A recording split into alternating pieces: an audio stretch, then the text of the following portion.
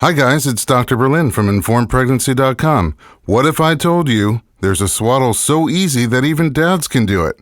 But that's not all. The Ollie Swaddle has a patented moisture-wicking material that helps reduce the risk of overheating. Its brilliant, innovative design allows for easy-access diaper changes without waking your sleeping baby. Visit theollieworld.com and check out all the incredible features that make the Ollie the premium must-have swaddle. That's the OLLIE world.com.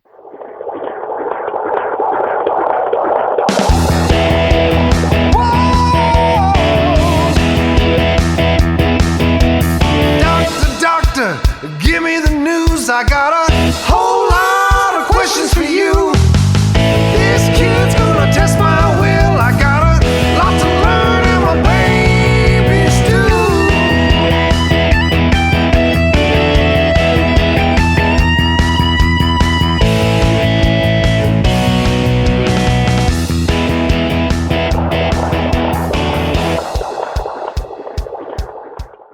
Welcome to the Informed Pregnancy and Parenting Podcast. You're listening to Breech Babies 101, Part 3, with my guests, Dr. Barry Brock, Beth Cannon, Susan Minich, and Dr. Emiliano Chavira. So I saw a high-risk doctor last week to get my first ultrasound after my midwife felt that the baby was probably breech. And I'm sorry, that was 2 Tuesdays ago, 34 weeks. And she started questioning me about my diet and my sugar intake, and I got tested for the 3rd time for gestational diabetes, and it was negative, and I got really stressed out and paranoid. I also was told that the weight was perfect at the time, and 9 days later today, when I found out that the baby at that moment had its head down, I have no idea what position it's in right now, I was told that it weighs the same amount as it did As 9 days ago. So, which makes me think of more fluid, not more first-time mothers, but I'm going to tell you, there's multiple studies out, and second-time mothers, not first-time, between doctors, mothers, and ultrasound. By far the most accurate are mothers. Not first-time, they're clueless, but second-time mothers is a big or small in the previous kid, and they're so much more accurate than all of us.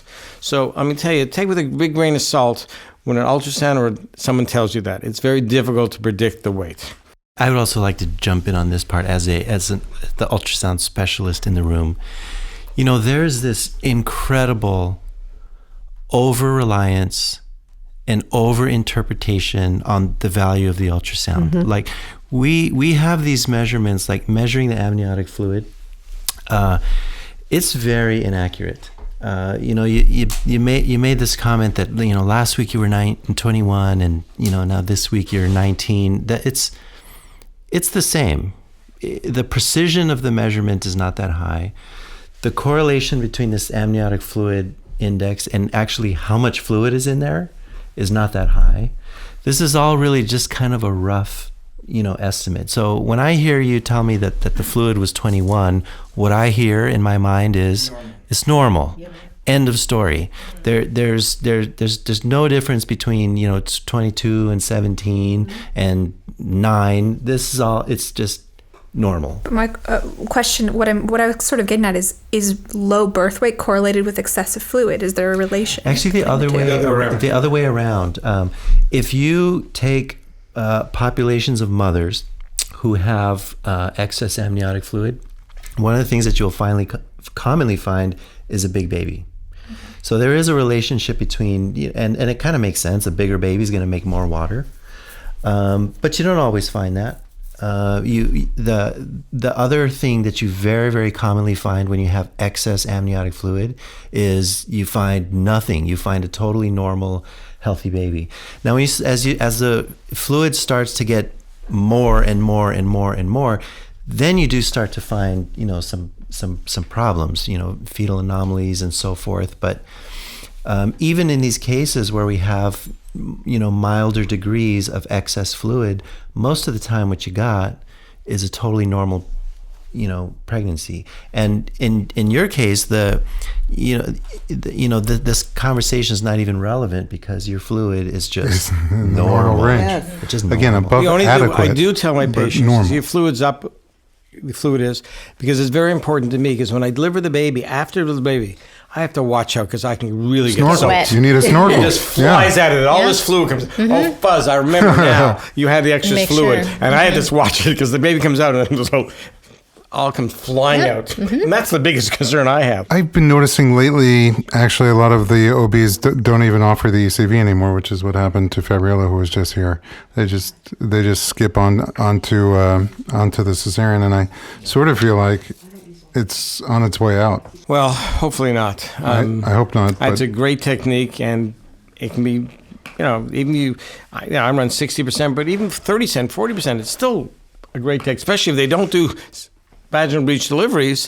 The only options is their section, well, rightly I'm so. glad you brought that up. Our last topic that we want to talk about today is what if you've already done the chiropractic, the acupuncture, the massage, the pulsatilla, the positional exercises, and you've rubbed marmalade in a counterclockwise position on your belly button, and you've done an ECV and none of it has worked. What are your options after that? I know commonly the only option is given schedule cesarean at 39 weeks, but I feel like there's more options than that. What options do you offer?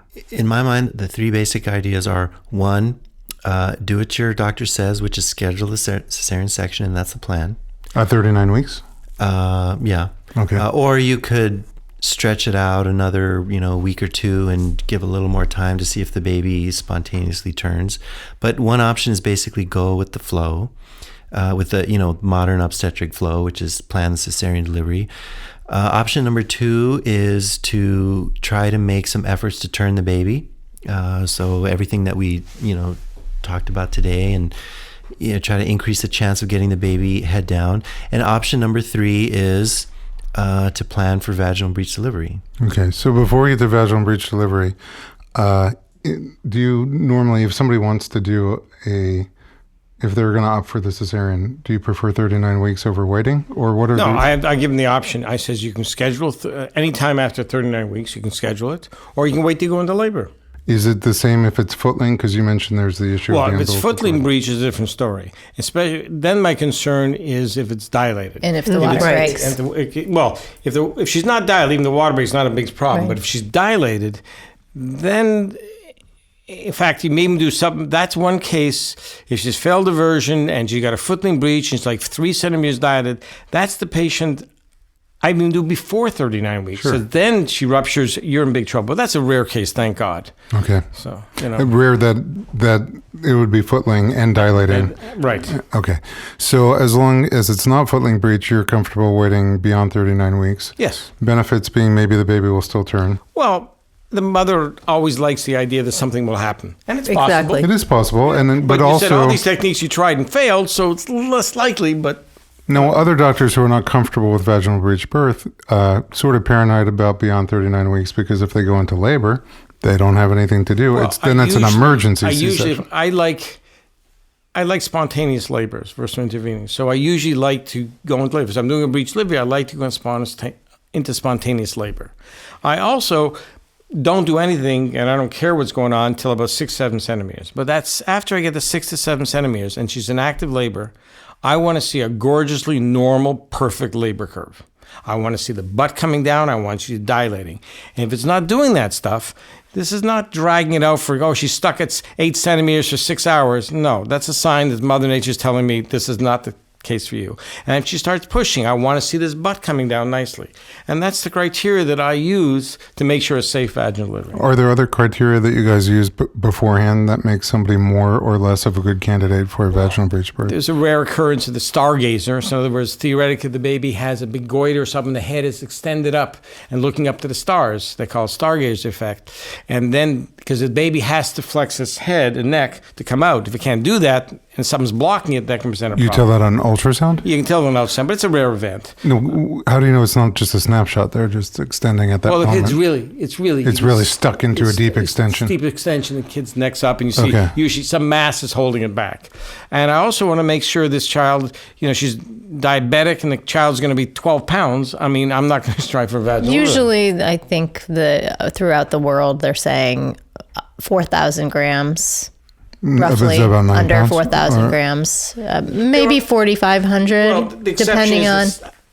I like the height of the mother. If someone's tall, it makes me feel so much nicer because the pelvis is it goes by size, and the taller you are, that gives, someone's 4'6" and from Guatemala, but it's her first kid. I'm not too thrilled to. The height of the mother because it's easier for birth, or you're saying some of that weight is height, not girth?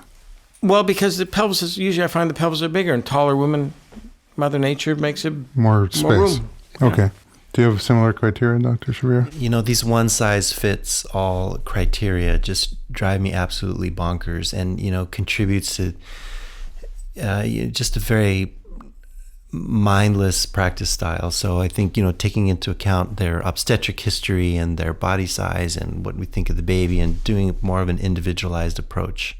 What are we worried about with a breech baby outside of umbilical cord prolapse, which we can rule out? Let me tell you, you need some good cojones to deliver vaginal breech delivery, because everything's fine until... Beth does it. No, but Beth used to do. She's got good cojones, because let me tell you, after it comes down, you do not want to get this head stuck, because a cord's beside that, you need to get this baby out. And you want from the umbilicus to the baby out, you want a reasonable amount of time. And these babies come out, and Mother Nature has a system, they come out and they are a little depressed. They're not screaming immediately, but they perk up in a couple of minutes, it's fine. But if your baby gets trapped there, that's a problem, What's the problem? If the head doesn't come out, normally, if the head's coming down, the head can squeeze and mold and the bones, all those things, and it takes time. The same will happen with breech delivery, but while it's doing it, the baby's dying because the cord's trapped. So you don't have that luxury of waiting to the head mold and squeeze itself out of there. You have to have a quick and efficient delivery. So that's why I use all these criteria of everything progressing very nicely. Now, you can, and I've had one time that the cervix went ahead and came down and was clamped down, and I like the experience, you use Piper forceps. Our forceps designed to get the baby around the baby and to pop it out. There's techniques I use, the lifting the baby up, and there's different techniques. You put your finger in the baby's mouth and rotate it, and 98% of the time, that's what happens. Do you use those techniques when you do a breech cesarean? Not the Piper, but I'm saying is it different to deliver? Yeah, but remember, if it's easy, I can always extend the incision with cesarean section. That's easy. I can't do that in the pelvis. Do you end up cutting? Well, you could do a episiotomy to give you a little more space. But that's not the episiotomy. It's more of the cervix. It's the cervix, and it's the bones, the shape of the bones that do that. You don't have much room to do those things. So you have to have the experience to do that, and have the forceps available to do those things. I also use the criteria for breech deliveries, which I like in patients. I like the comfortable because I have to manipulate sometimes, and most of my patients, I prefer them to have an epidural.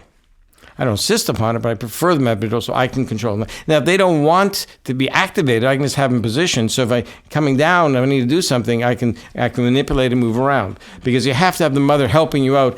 She has to have, the legs extended, you need some room. You can't have her jumping off the table because you're controlling. You don't have time. You don't have the luxury to do all these things so it takes a lot of...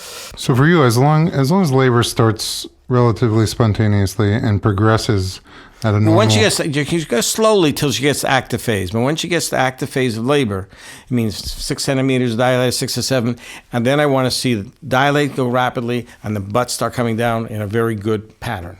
I did one patient did exactly that. Everything perfect. She failed version, everything else. And then she started pushing. After 2 hours of pushing, this butt did not come from zero station. And I sectioned her for a 9.5-pound baby. Do you feel like there's a benefit to labor before doing a cesarean? Or is that a downside? Well, is it like double jeopardy? Oh, no, I had labor and now I still have to have a cesarean? Laboring before the cesarean section, it does thin out the lower end segment. It makes the repair, I think, more secure. But it also increases your chance of infection. There is some evidence now coming out to do a vaginal prep. In other words, put betadine in the vagina when we do a cesarean section, someone's in labor. Okay. But, the infection rate, when I was a resident and I rotated through county hospital, every one of my cesarean section got infected. Every single one of them.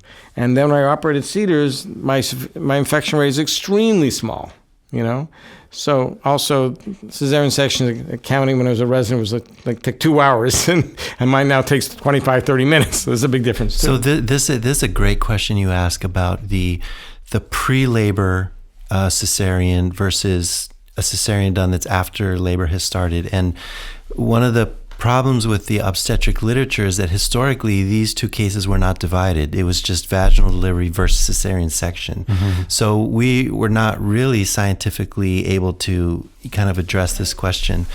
But I think there's a growing appreciation for the fact that there are a lot of physiologic processes that happen both in the baby and the mother in the labor process that are designed to help the baby transition from the in utero life to the out in the world life, and also begin the breastfeeding process, and it happens together with and during the labor process. So there now actually is some literature showing that the babies do better when you actually wait for the labor to start and then doing the cesarean, compared to the ones you just do a cesarean and there's no sign of labor anywhere on the horizon.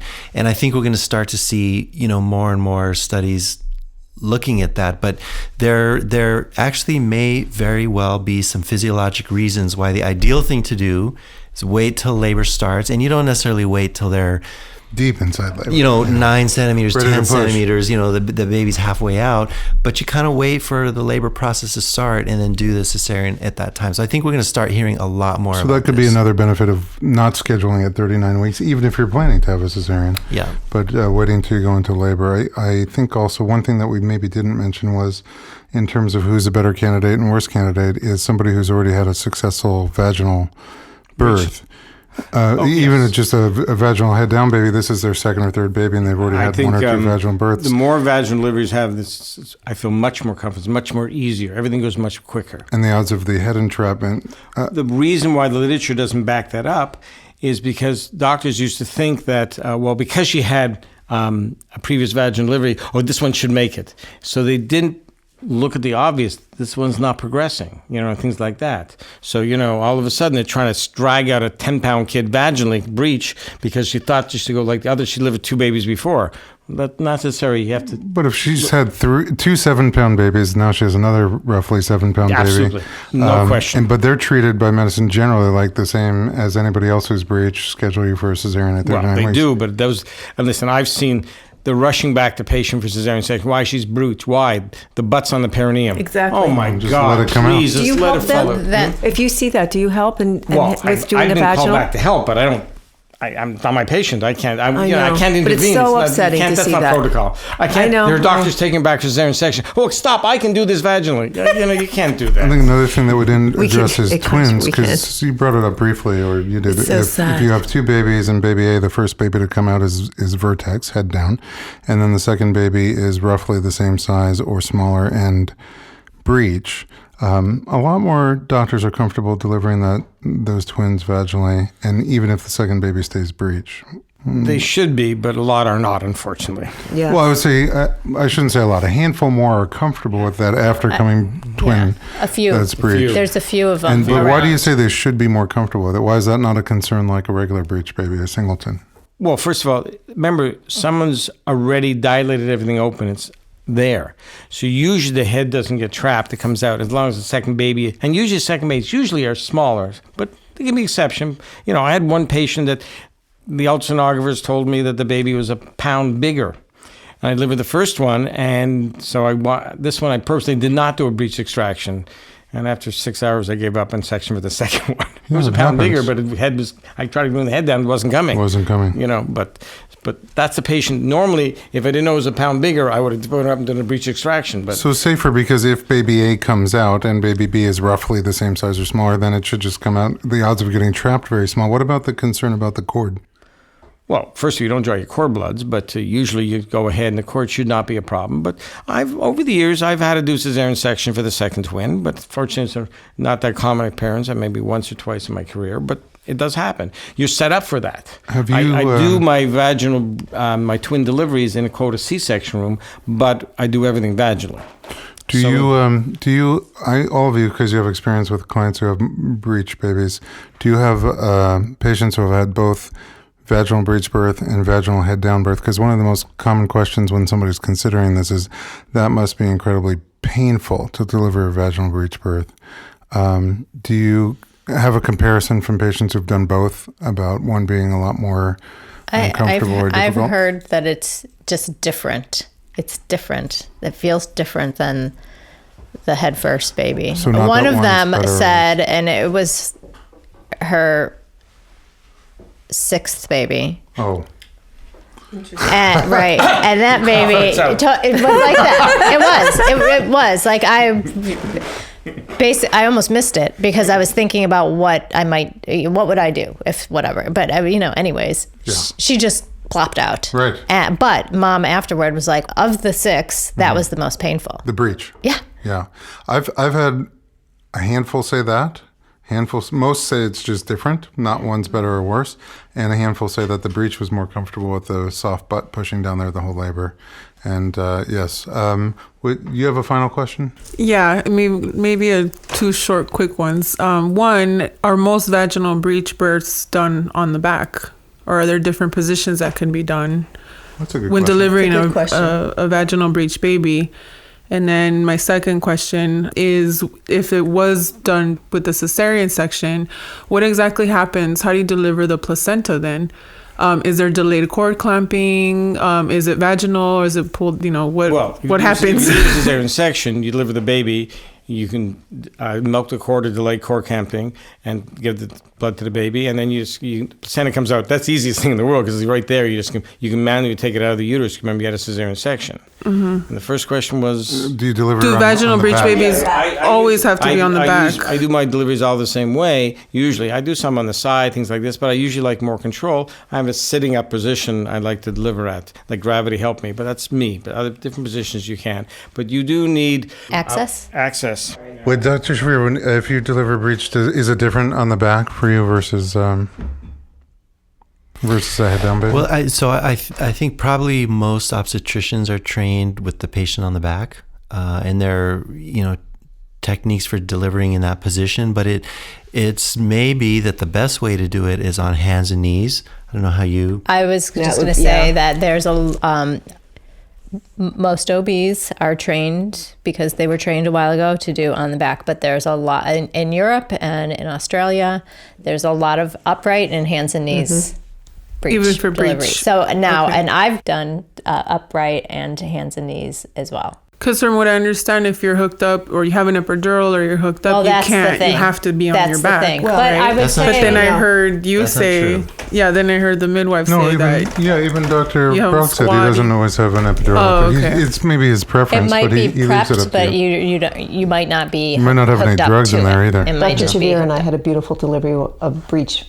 The patient's not flat on her back, but she was sitting up. Upright. She was upright with her feet on the foot pedals, but she had an epidural. But she was sitting up. She wasn't flat on her back, so she was up and pushing this way, and it was a beautiful birth. Yeah.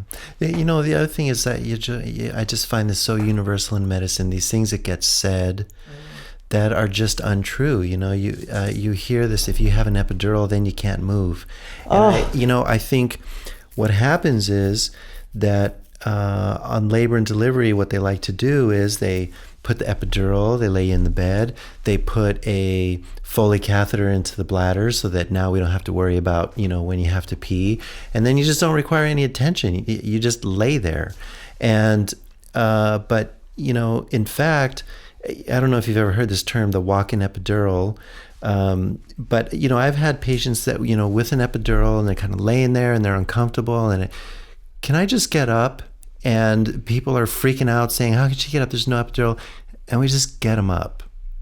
So you can actually move when you have an epidural. And, Yes. it depends a little Deliver on bit. the Sometimes the block is very dense. It also depends on the hospital policy. I know legal teams don't love when your legs are sort of wonky and jello-y and you're in labor, for you to not have full control and be able to walk around, even if it's doable. Although with a walking, some hospitals have a protocol. But you assist. You assist, but I'm just saying you don't say, the lawyer doesn't care that you're assisting. Yeah, feel free. Go ahead and get up. And then you assist. You help them out. You're there to kind of protect them. But then I've also heard that you can't eat or drink. While you're in labor? With epidurals? No, it depends. That's anesthesia. Like some hospitals won't let you eat or drink. Most hospitals have that. That's a matter of policy. I give clear liquids, and I've had many arguments with anesthesia, but the anesthesia department now is comfortable with us having clear liquids. I make tea for all my patients. I give them clear liquids. They don't give you a lot of food to eat, but If you have the epidural. if you have an epidural, Well, even in But if- general. if you don't, they don't let you. Once you're in labor, some of the hospitals don't let you they eat don't at let all. you eat. Just But we ice try. chips. But we Can I please have some ice chips?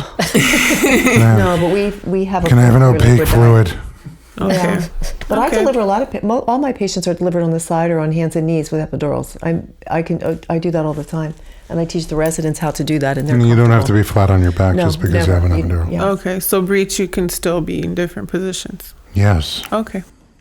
All right. Did anybody have a final thought that you want to share on the topic of breech babies? My final comment is, can we figure out a way to train the doctors? Reteach Is breech. there a way Yes. to reteach it on I a have- grand yeah, scale I have a thought about in the that. country? Because I know it's been brought up, volume and this and that. Okay, so some location in America or some kind of funding or grant to get doctors and midwives, but doctors, because most people see doctors, trained in this skill. Like, it doesn't make any logical sense to me. So, Our children, I think, are definitely going to say, how did you let this happen? well, How did you let this skill disappear completely? Because that's where it's it's headed. actually, I agree with you. It's a major problem. Yeah. And people, And there's no one left. My sense, I'll tell you what I think my sense. You asked, are we going to be able to reteach this on a grand scale? And if you mean by grand scale that it becomes part of the skill set of your standard obstetrician, I don't know that we'll ever, get there again. But, the practice of medicine is becoming increasingly specialized, where you don't necessarily teach every physician how to do every therapy. The surgeons don't do every surgeon that's out there, but they kind of specialize. So I think a place we may be able to get to is where, every major city has a handful of physicians and midwives who are able to offer this, so that the practice is not completely dead and it becomes coordinated. Everybody in the city knows these are our breech providers, and when I have a breech patient, I can counsel them appropriately instead of telling them this is Let's too schedule your dangerous, section. it's not an option, we're just scheduling your C-section. You can actually outline what the options are, and if you're interested in this one, with breech vaginal delivery, there's a place where we can send you. There are people who are experts in that. Hopefully we can get to that place. And I think I think we're going to have to grab an opportunity that we have right now, which is that we have an older generation of providers who have the knowledge and the skill. And we're going to have younger providers who have not yet been completely paralyzed by the medical legal fear and actually still have the interest in learning and serving the patient, and basically grab Combining that them, that knowledge and skill so we can keep it alive. I had this secret dream that Kaiser Permanente, because you have so many hospitals in Southern California. But I will say this, Kaiser invited us to show the film, Heads Up, to a whole room full of OBs and residents, and it was very well received. I wasn't sure, when I show it to the midwives and doulas, it's a lot of hugs and kisses. I thought in the OB community, I thought I was going to get like rotten tomatoes, and it was very well received. I know, it was. And some of the younger doctors and residents in particular were very, curious, and one of them, I think, went to Germany. He's Is this going. true? He didn't go He's going yet. to Germany One of to our get some training residents. Yes, in he's breech. interested. So I just had this little dream, like you have so many patients and a high volume of breech clients, that if one Kaiser could be set as the breech center, in Southern California, that had 24-hour breech coverage, and anybody who wanted to have a vaginal breech delivery would go to that one, it could become not only a place where people can go, but a place where people could train. it doesn't seem like it should be that hard to do that, but it also seems like the hugest uphill battle. Well, it's a big corporation. And also, there's nobody left. As Dr. Monroe said to me, and I'm going to quote him, he said to me the other day, there's not enough institutional memory. Everybody is gone. And the two generations, there's no one left. But there is. But there and are people that's left. the thing. There's a few. There's a handful, but if And we took even that in- little ember and Well, he's willing to help. yeah. He is interested in Yeah. that. When I came to But it Kaiser, has we to had a come breech from team. a corporate level. I mean, right now, if you Well- happen to have the baby while he's there, then you can have a vaginal We need the birth. patients. If you don't- The we had the consumers. opposite. We had the The con- opposite, that's right? where This- We need the patients. consumers. The consumers have to. I'm sorry, Elliot. Go We ahead. had the opposite, where a patient was scheduled to have a cesarean, and I think she worked at Kaiser, right? A nurse, That's who anesthetist. Milo and I delivered. that's who we That's our Yeah, patient. that's what I'm saying. So When it I was the called you, opposite. yes. She was tried everything, nothing worked. Baby was stuck breech, scheduled her cesarean, like a good little patient, and But guess what went into happened? labor early. She went into labor early. and then you ran into her in the hall or something. What happened? I did there? acupuncture on her the night before, and this was like a blessing because when Milo and I came to work at 8:00 in the morning, no patients came to labor and delivery. We had no patients. She came in, she kept dilating. And it was like, oh, can't we do a vaginal delivery? Can't we do a vaginal delivery? And Milo was so good with her. And she said, I really want to have this birth, but it wasn't happening because we didn't have the supervision. Anyway, she dilated. She got her epidural. We were all set to do the cesarean. I found Dr. Monroe. He came up, Dr. Monroe, Milo, and the resident. And I didn't do the delivery, but I was there as support. It was like nobody was there. We had the best nursing team. They let us deliver in the birthing suite.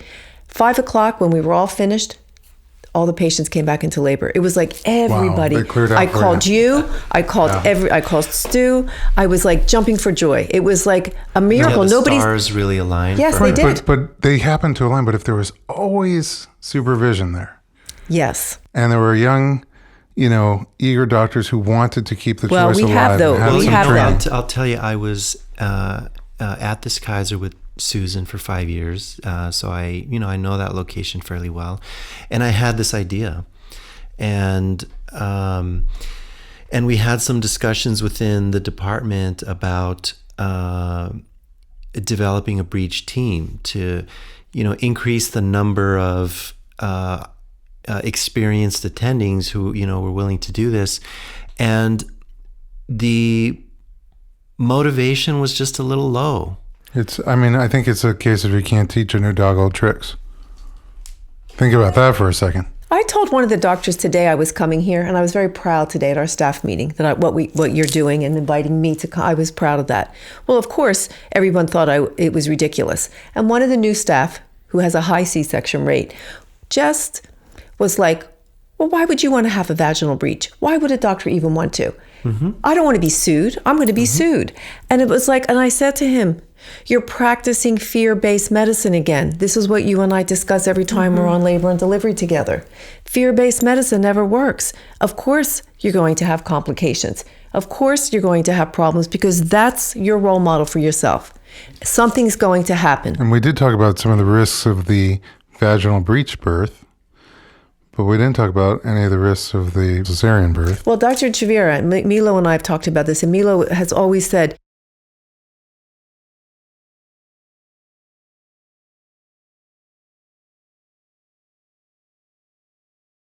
And that's just in that birth, and then she'll get pregnant again.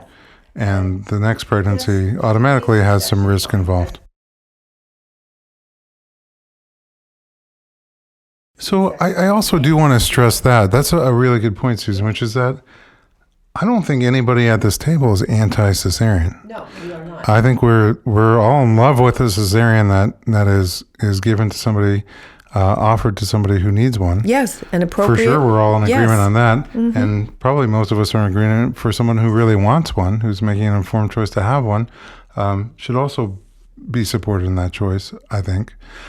Personally, maybe I'm not totally supported in that. I want you to listen to a conversation like this and come away with some facts that are hard to come by. Mostly, if you find out your breech, you're going to be offered, just like Fabiola, a cesarean at 39 weeks, period. If you ask about an external version, you're going to be told about all the risks that could happen, and they're going to be blown out of proportion, made to seem like they happen pretty much every time we do one, or 50% chance of the benefits are minimized, the risks are maximized, and you walk away saying, I'm not going to do that.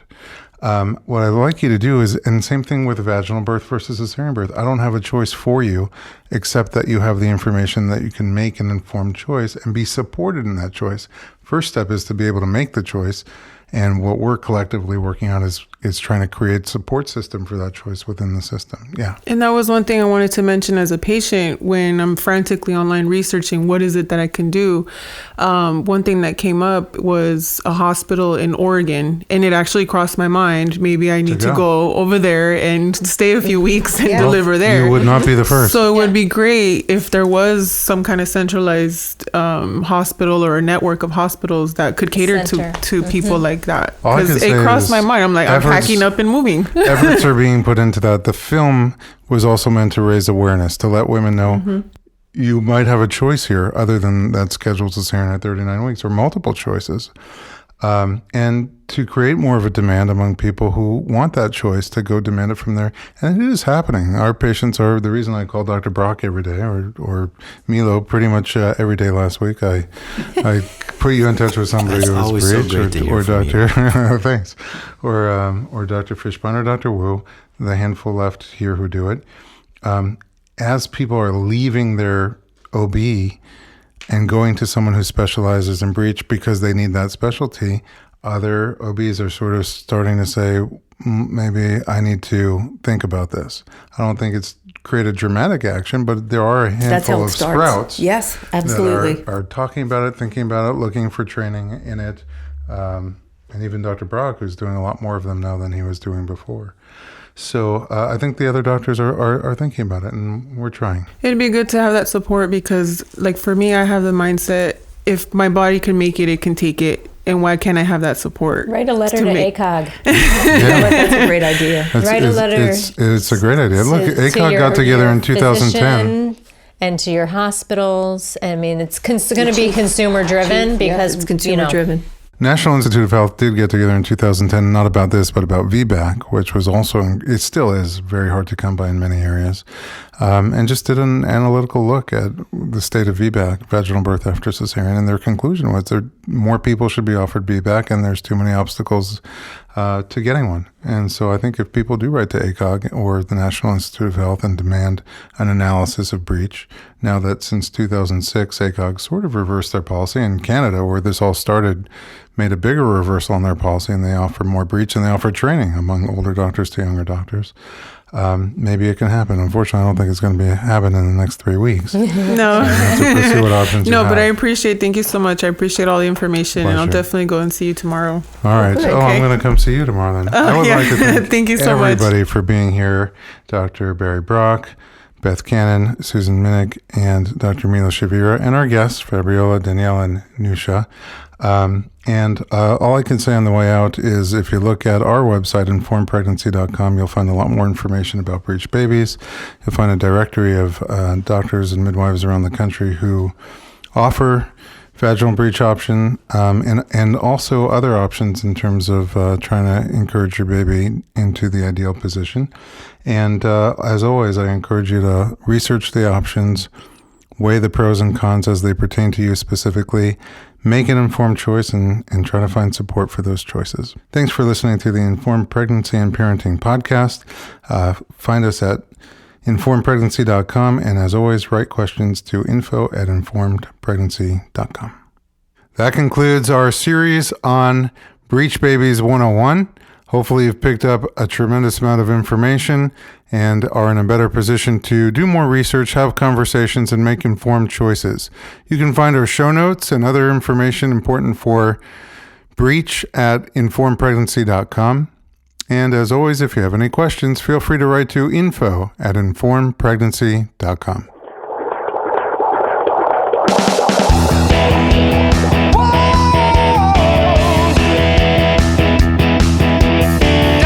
Doctor, give me the news. I got a whole lot of questions for you. This kid's gonna test my will. I got a lot to learn, and my babies do.